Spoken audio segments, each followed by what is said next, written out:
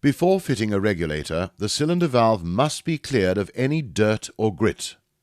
To do this, remove the dust cap, then, standing to the side of the cylinder, and making sure no one else is in the immediate area, rapidly open and close the valve.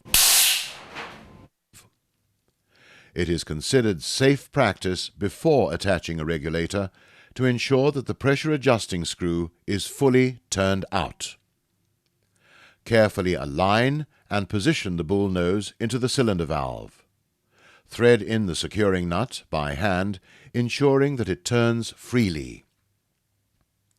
Using a correctly fitting spanner, secure the retainer nut firmly. Do not over-tighten the retaining nut, as this will cause thread damage and can also result in leakage.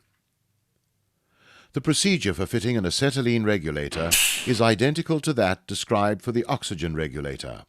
However, remember that the retaining nut of the acetylene regulator has a left-hand thread.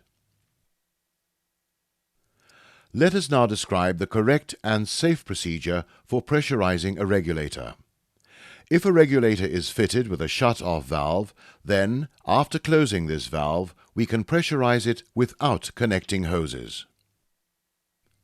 Regulators that do not feature shut-off valves must be connected to downstream equipment, and the torch valves must be firmly closed prior to setting pressures.